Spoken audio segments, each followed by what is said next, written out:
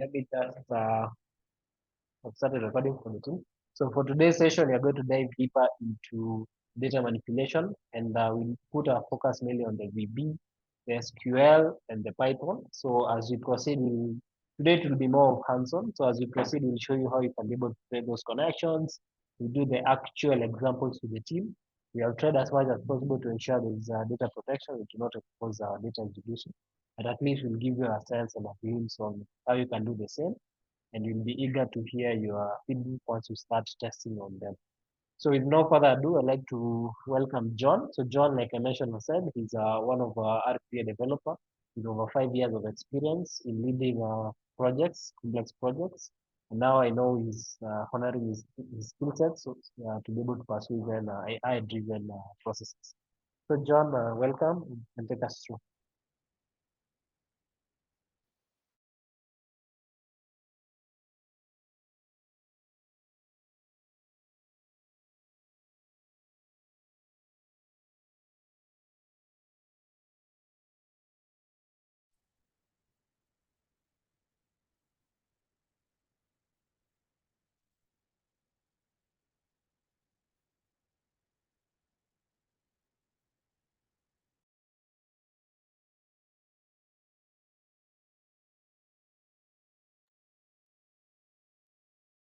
Ramdan, you're on mute.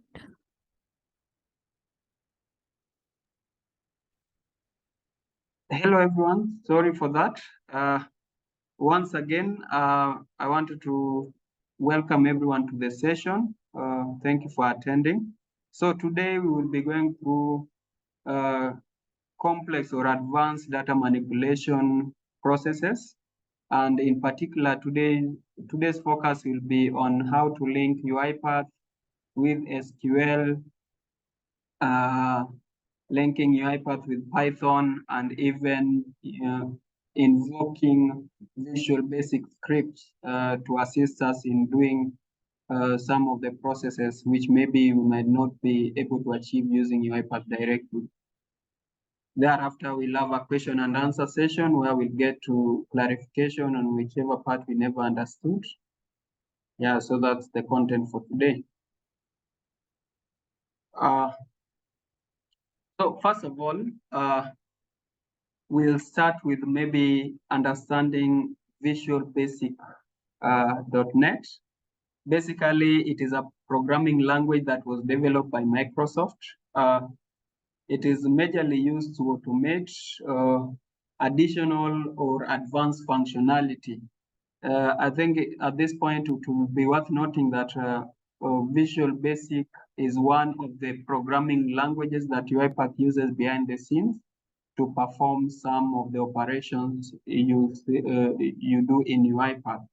However, there are some situations whereby maybe performing those functions within UiPath itself is not sufficient, and therefore you may want to use Visual Basic code directly in UiPath. So we are going to see how we can do that.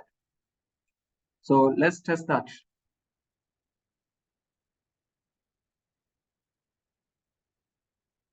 So first, as had been highlighted earlier, the previous session, we looked at the different variable data types. We managed to look at strings. We managed to look at double. We also looked at dictionary and even lists and arrays. I think the only data type which we never looked at, or one of the major data types we never looked at, it's not the basic, but it is also a very common one, is the data table or data type. Now, when all these other data types are used when your data is not structured, but now when you have a structured data, such as maybe let's say Excel data that you want to work on, you need to have a variable which can store such structured data. So in UiPath, there is what we call a data table. So a data table is a variable that is used to store structured data, maybe from an Excel file. So I have a sample Excel file here I want us to attempt using.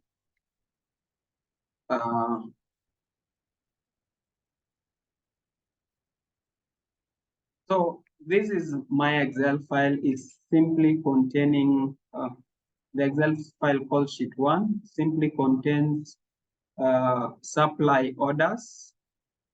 We would want to attempt reading this data into UiPath variable. So what we'll do, if you come back to UiPath, there is an activity called read range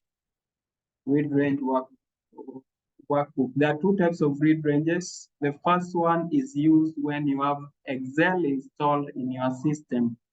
The other one works with or without Excel installed. So I usually prefer using it, but you can use the one under Excel. So once you bring this activity here, it will request you to indicate the workbook path and the sheet that you want to read. So that is what you are seeing I've done here. I've said I want to read the sample data.xls and I've set the sheet. The only other parameter that is very important is what we call, if you come to the properties here, you'll see a parameter called output. This is where you specify where the data you are reading is going to be stored. So in this case, I've specified that the data which I'm reading should be stored in an output called DT record. You can simply create it by pressing CTRL-K. It will automatically generate the data type. You can see DT record, its variable type is data table. So as I had indicated before, there is a way in this Excel, what we want to do, we want to calculate the total costs. We have something here, an order here with the number of units ordered and the unit cost. We will expect a total cost column here, which will multiply the units and the unit cost. So how will you do that via VB.NET? If you come here, you will see in the activities panel, you will search for something called invoke code. It can be used, just bring it here so that you see. So this is the invoke code. The invoke code can be in two languages. In this case, we are going to use VB.NET, but you can even use C# if you are more conversant with C#. So that is the activity we brought here. Now, for you to use invoke code, you have to specify some things. We've said we want to generate a column called total and calculate the total by multiplying the units by the total by the unit cost. So there is what we call arguments. Arguments are what is going into these our functions called this invoke code activity. So we'll be having the DT records which we had assigned from the data table we had read, from the data we had read earlier. We'll have it under value, and this name we've given it this side. This is how it will be identified within the invoke code. So I can change this just so that we know there is a difference. I'll maybe call it in DT records. So it is the value that will be used to identify this data table inside the invoke code. And we are saying you need to specify direction. Direction means, is it going inside this invoke code you are about to work on, or is it going outside?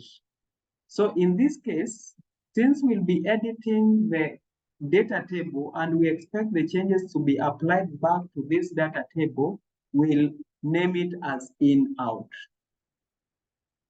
I hope I'm clear there, because the DT records will be going in, and then after the data manipulation has been performed on it, it will go back again to this same variable called DT records.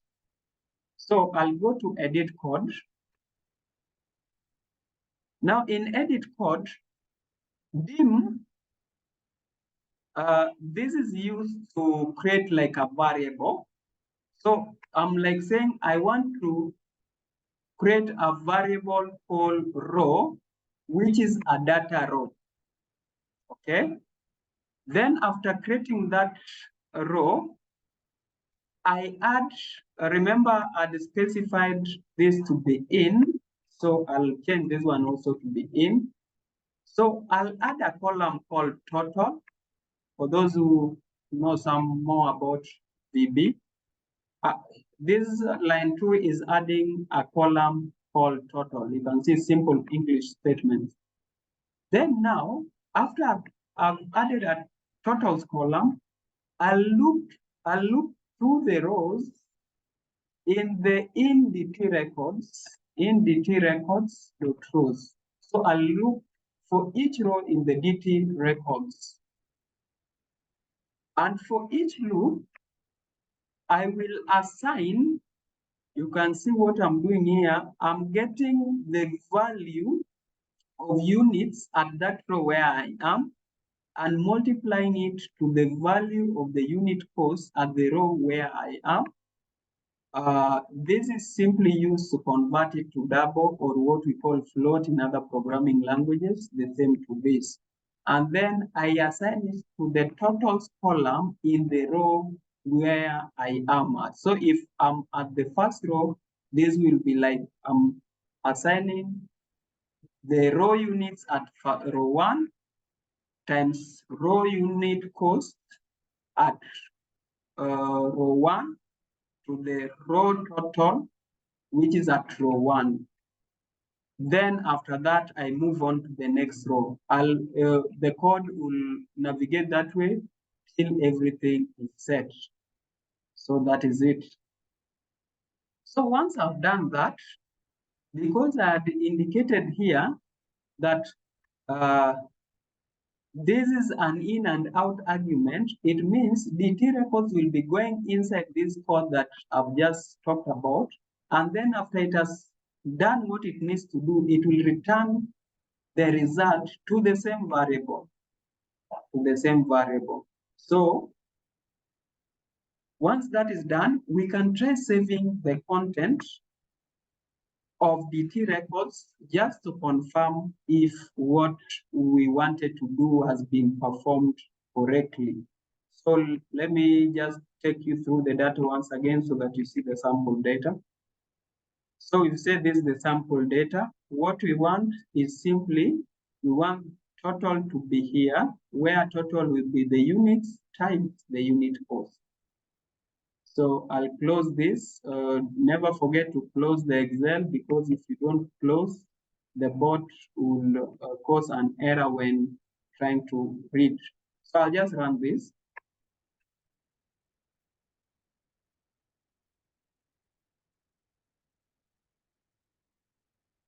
So that is done. Write range is simply the opposite of read range. It will write to an Excel file that you've specified and to a sheet that you've specified. So we are saying we want to write to an Excel file called sample data2.xls, and it is sheet 1.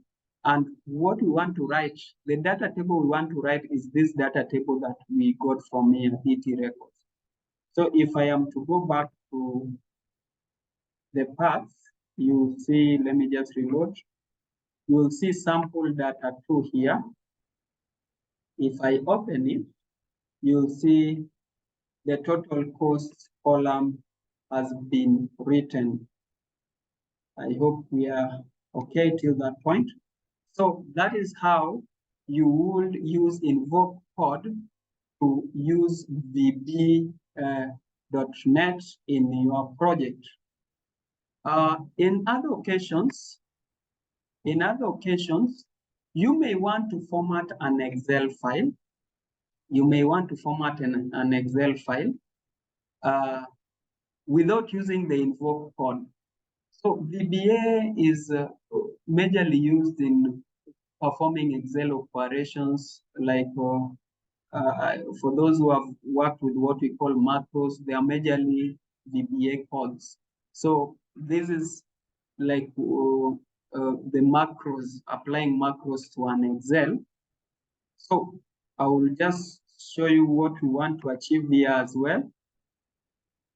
I want to delete these two files. Then I'll bring back this file. Yeah, I'll place it there. Then let me just open it. So what we want to remove these grid lines. You are seeing these grid lines which are within the Excel. We will want to remove these grid lines. Two, we will also want to insert borders, cell borders all through this data that we have here.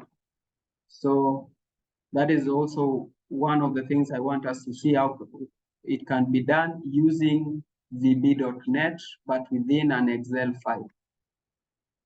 So I'll go to a code. There is a code here. This is a VB code, but saved in a text document, and it is used to hide the grid lines or remove the grid lines from an Excel. So every VB will start with a sub. The sub is the same as a function in other programming languages. So you have a function here called hide grid lines. And we are saying display grid lines equals false. Then here we are just setting the weight of the grids to be so that they to be equivalent to 0 after we specified that display grid lines equals false.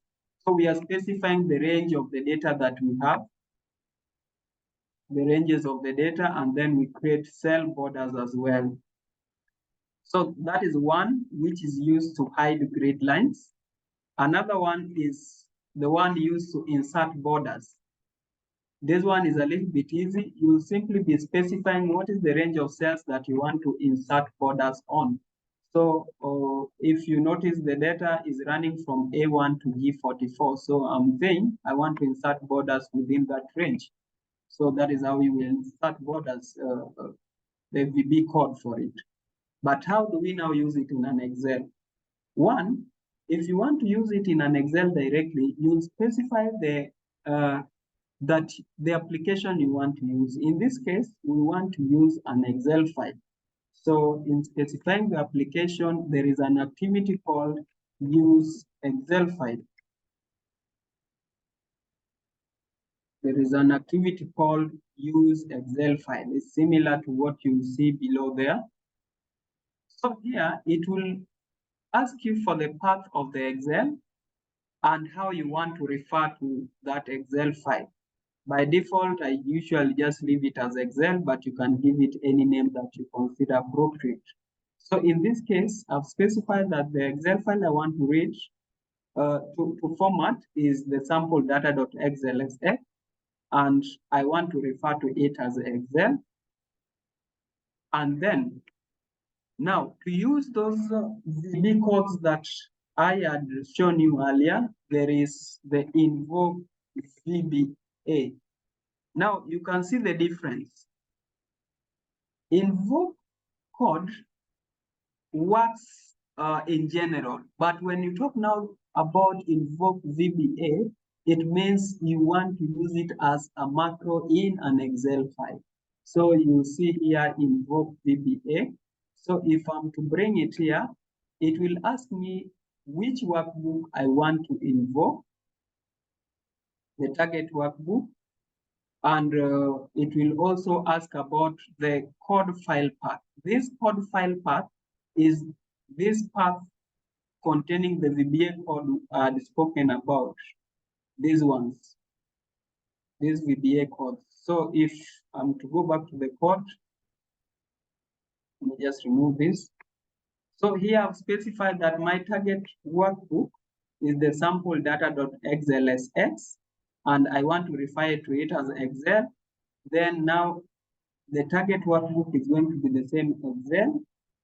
Then the path containing the VBA code is hide creates Excel template.txt in the code folder. And then the entry method, or what we call the function I want to run, is hide grids. So that one will hide the grids. In case your code has got arguments, you can add, in case your VBA code contains some arguments, you can add the arguments here. But in this case, there are no arguments to be added, so I'll delete. Likewise, the same goes for the one used to insert borders. I specify where the Excel is, I specify the path containing the file, the VBA file, and then I specify the entry method. For this case, it is insert borders. So for us to have a better view, I just delete the other. There are some links here I don't need. I'll just delete them so that I remain with the sheets. So that I remain with the sheet 1. Just delete this. Yeah, so I save that, and then we can run this now and see if it will perform what we need it to do. It shouldn't take much time. Perfect. So if I am to go back to this sample, maybe I not, yeah. If I go back to this sample data and open it, you'll see that it has inserted the cell borders for the data that we need. And then you can see outside this content, it has hidden the grid lines. So that is how we can use VBA as macros. One thing to take care of to ensure your code works perfectly. By default, most Excel applications do not allow macros or do not allow VBA codes. So first of all, you must enable your Excel to allow VBA codes by going to clicking on File, going to Options. Once you are at Options, you'll see Trust Center, and then go to Trust Center settings. And under that, you see macro setting. So you need to enable VBA macros for that to work. I hope that is clear. So that is that on VB using invoke code and then invoke VBA for the case of Excel. So I will go to working with Python files. In some situation, you might be having a situation where UiPath maybe is not versatile enough for your use case, and therefore you need to maybe use Python to perform operation and then return your output back to UiPath. So for you to do that, there is what we call a package.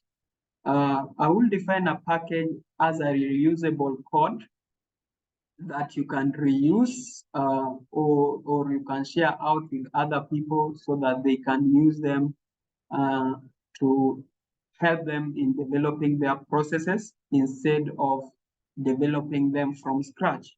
So in case you want to use Python in your system, you need to go to Manage Packages.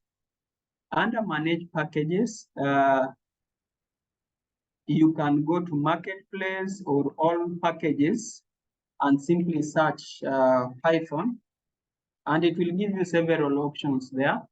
In our case, the option we need is, that is why I was talking about the official. Official are those which have been verified by UiPath itself. There are some Python packages you might find, but they aren't verified by UiPath. So they'll be found under Marketplace or All Packages. So if you go to official, you'll find the uipath.python.activities. Click on it. If you are not installed it, it will tell you here install. So you need to install. You can pick the version you need to install. Then click install. Once you've done that, click on save. And it will install that package. So under the Python package, there are several activities. By just searching here Python, on my end, I've already installed it. For you to use any Python, to run any Python code, first, you will have to run it under what we call Python scope. All activities within Python will be contained within the Python scope. You can see Python scope here. If you go to properties of Python scope, there are things that Python needs, that UiPath needs you to set for it to work without any issues. One is the library path. The library path is the path containing the library file for Python. It is called DLL file. So you need to specify that path. In my system, if I'm to take you through my system so that you just understand it better.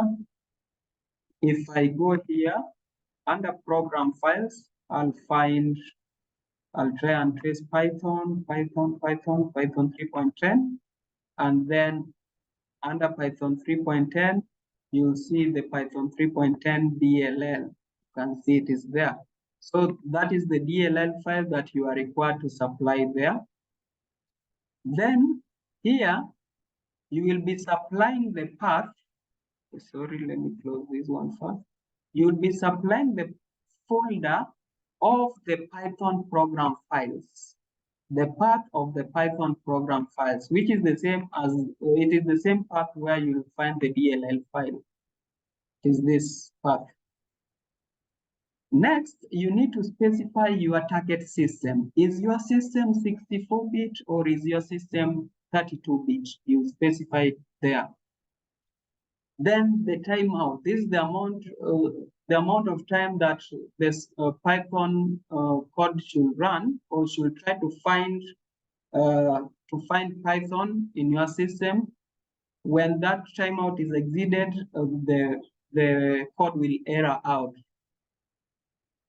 I think there is always a default. It's not indicated though, but there is always a default. For my case, the default is just necessary. I won't interfere with it. Under version, here you specify the version of Python. You can pick 3.10, 3.9, whichever it is, but it is recommended that you leave it to auto so that UiPath will automatically identify the version of Python. Then you need to specify the working folder. Which folder is containing your Python code? Which folder is containing your Python code? So in my case, the folder containing my Python code, it is under code. And this is the file I want to run. So there's a simple program. It's a simple program that simply calculates the area of a circle once provided with a radius. I hope my formula for area of a circle is perfect. So once you've given it the radius, it should be able to calculate the area of a circle and return that area. I'll go back to UiPath now. So once you've sorted everything in the Python scope, there is the load Python script or run Python script. There are two activities here. This one will simply run the whole code as it is. If you specify the path containing your script, or you can also specify the code inside UiPath editor. But for our case, we want to only run a specific function, and that function is called area circle.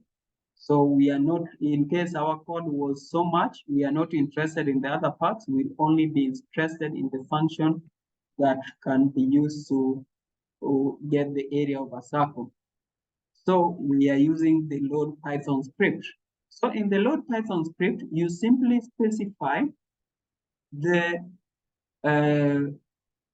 script file.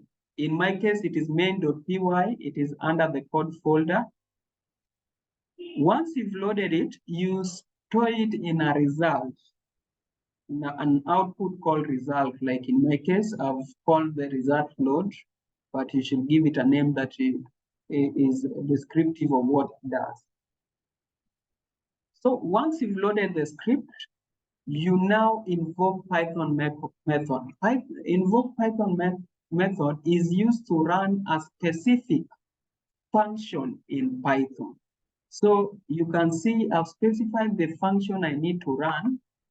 The function I need to run is called area circle. If you come here, you see area circle. So that is the function. There is another thing I need to put here, the instance. The instance is the result of this load script. We stored it in an output called load, so that is what we pass in the instance. And then the other one is the input parameter. Input parameters are simply the parameters that your functions accept. My function only uses a single parameter, which is the radius. So in this case, I will specify the parameter as just one, maybe let's say 10.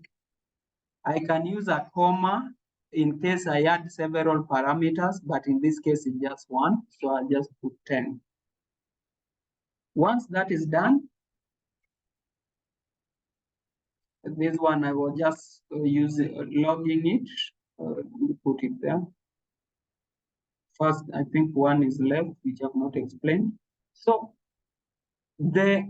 once this function runs, it will store the results in a variable.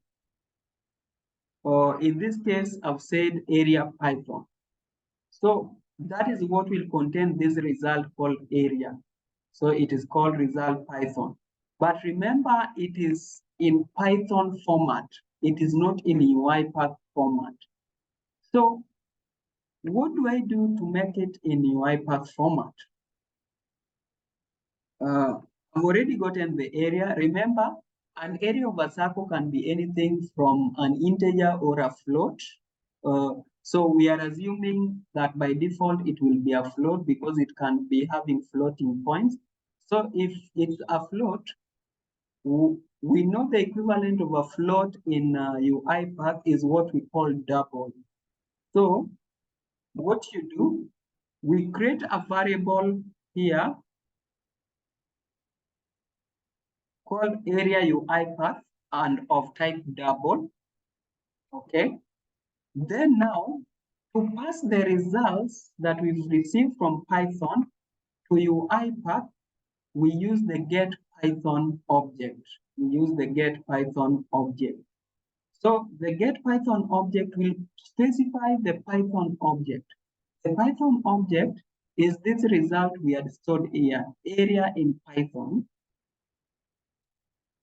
So that is what we specify. And then now the output, we specify it, the result we need in UiPath. We said it is of type system.double. So we say area UiPath. So that's all. We'll run it, and then this pop-up will give us, it is a message box, it will give us the area of a circle, which I think we specified is has a radius of 10. So let's run this.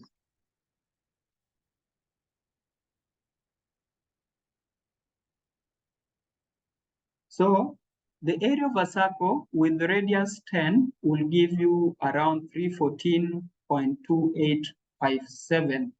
So you can see we've successfully run a Python function and gotten the result back in UiPath.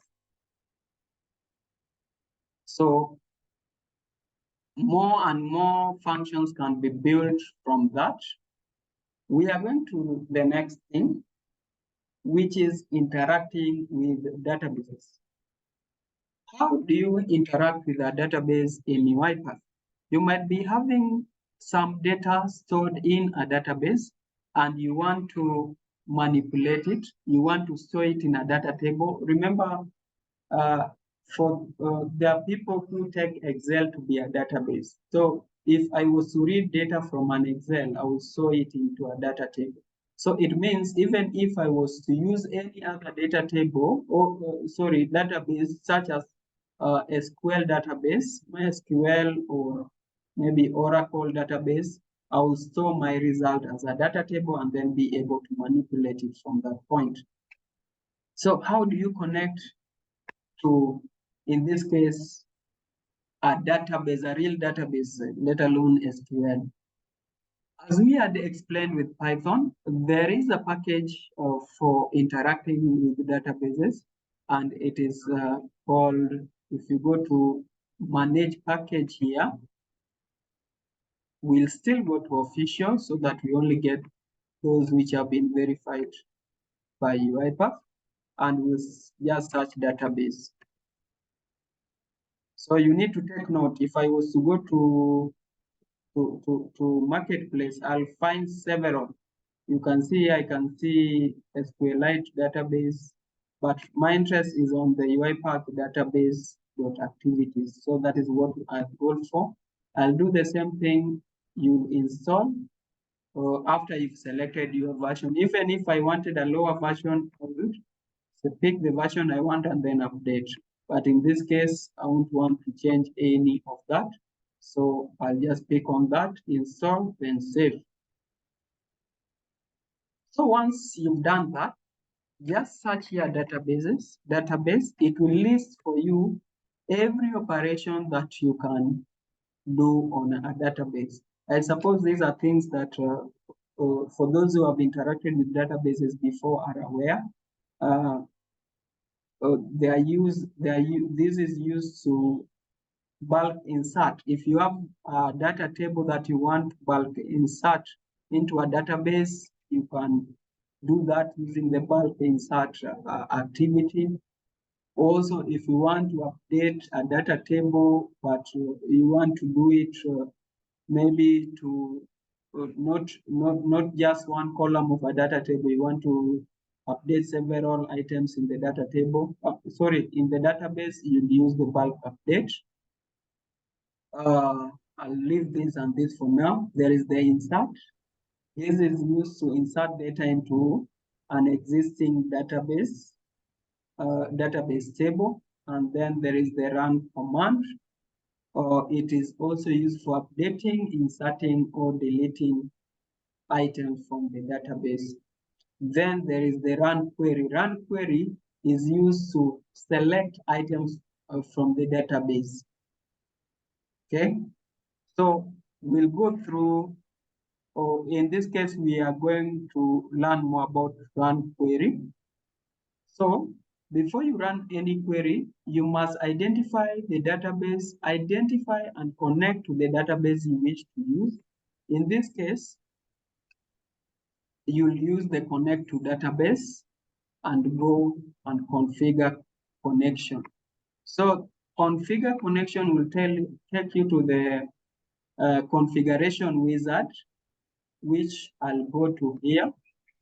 So you need to choose what is your data source. Are you using SQL Server? Are you using an SQL Server database file? So you have to choose, is it an Oracle based server, or is it Microsoft or BBC server or data source? So in this case, I will choose MySQL. Then the data provider by default will be .NET Framework. So I'll specify the server name. The server name will simply be the site where your server resides, maybe 192.123. something. In this case, I'm not going to key in anything here because of the nature of data we are dealing with here where we are. So I may not be able to specify a server name.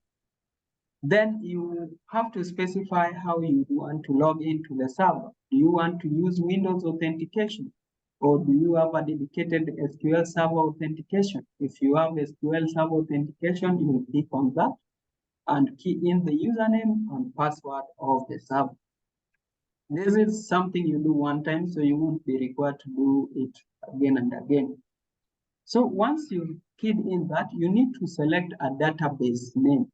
Which database in particular do you want to connect to? If everything down here is okay, you'll come here and do test connection. Under test connection, if everything is fine, it will inform you that the connection is successful. Once that is done, you just save and close that. So that is what I've done here. That is what I've done here. Next is your query. Your query is simply the query as you post it in SQL. You can see it is starting with select something, but you have to have quotes at the beginning of your query. You can pass parameters as variables if you so wish. In this session, we are not having that latitude to maybe pass parameters, but just know that you can pass parameters saved in variables. Then now, so this is just an assigned activity. So I've created a query variable, which I've used to store this query. And then under the run query, I've specified that the query I want to run is this query I've stored in this variable. So you've seen me specifying the query there. Then there is other things under properties. Before I come there, I'll go up a little bit and describe to you something. I'll come up here. Under connect to database, once you've created a connection, to enable you not to be doing this connection over and over again, you'll save that connection to a variable. So I've saved it to a variable called connection.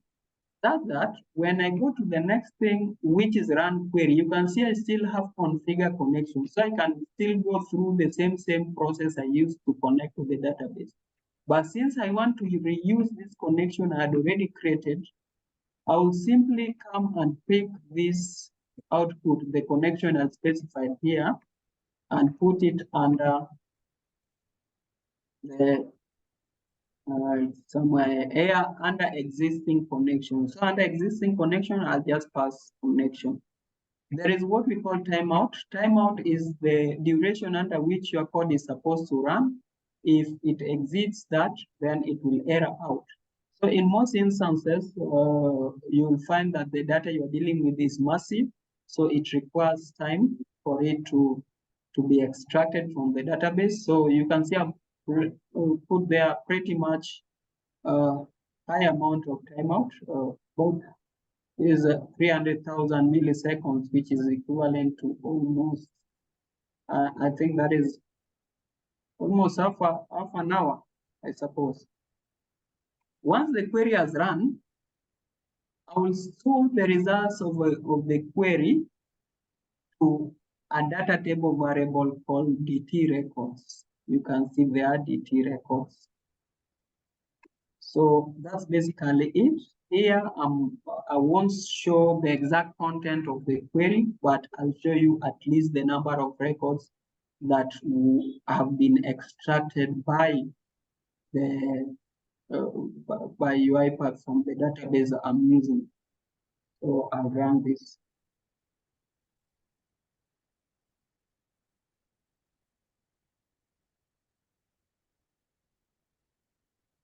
It might take some pretty amount of time.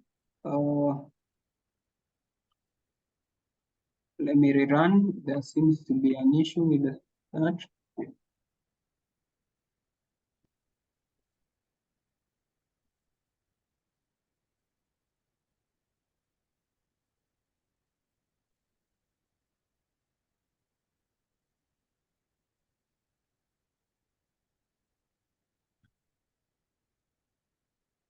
Okay, as we wait for it to run, because it might take, sometimes it takes pretty much of time, so we can go through the questions which people have. Please, can you share some specific info on how to connect and use databases that are running on non-default activity option like MySQL or PostSQL management system? So for you to connect to, I'll come back here to the configure. Sorry. Let me just come back to. Oh, until it finishes, I'm not able to interrupt it. Maybe what I can do, yeah, because just to show you what I've just opened another.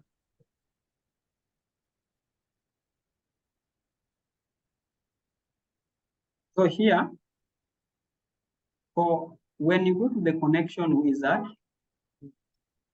it means only this. You can see under other. I suppose that is where you are supposed to specify those other data sources if they are not SQL based. Then if you specify other, you will have to specify the data provider. But in a nutshell, from what I've worked with in the past,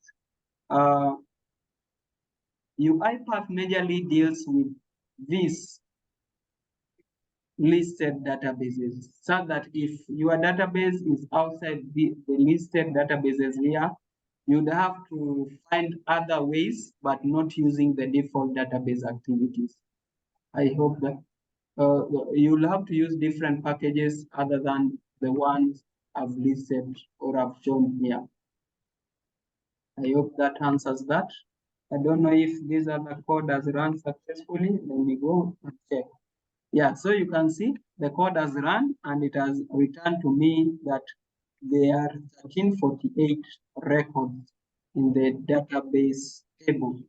So this is how you return the number of records in a data table. Since we saved the result of the query to a data table here, we can easily get the row count. Now, the final thing I needed to inform you about the database is the disconnect. Disconnect from a database connection is used to end your connection, and you simply need to supply it with the connection which you had created.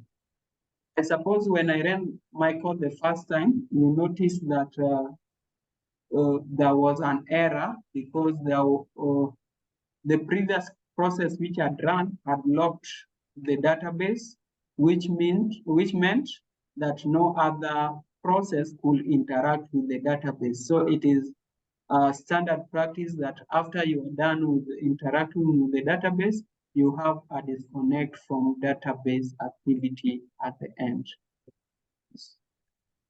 I hope that makes sense. Any other question?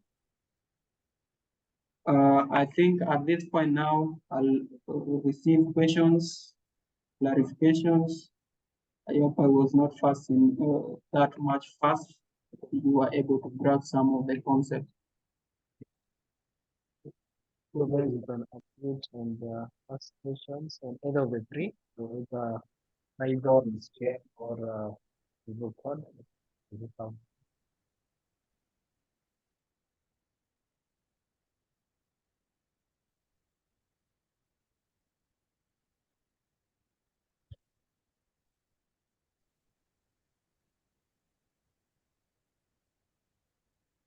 Yeah, consistently.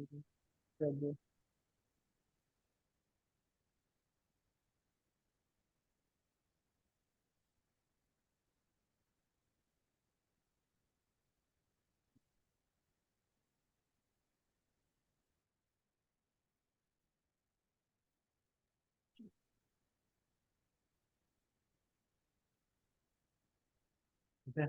So my assumption is that there is no question. Except case in the event you have any question, you can reach out to either myself or to John or any other person within the team. they'll be able to support you. So our teaser probably, I know if you're doing this using your own personal account, your own personal credentials, you might not have a data table to play around with. So the next session will show you how you can use UiPath, you can call it data table, but it's purely around data services. We'll just show you how you can build your own UiPath data table, how you can query from that data table, and how you can add and delete from that data table. So in the event you don't have, that's an option you can explore. But in the event you do have, I believe what John has taken us through will be able to support you moving forward. And like he mentioned, there is so much capability you can do with Python, with VB, as well as with SQL connections. So I will stop from there, and thank you so much for making time to join. If you have not shared your LinkedIn account, you can share. Let's connect, let's interact, and let's grow. So, like I mentioned, I will have some additional sessions, mainly around developing apps. How can you develop apps using UiPath? Can you integrate those apps with the skill sets you're going to learn, data sciences, uh, etc. So we will just try as much as possible to show that. So we are looking to add some additional uh, speakers in the next coming session for the same. So other than that, thank you everyone for making time. I wish you a good afternoon. Bye everyone.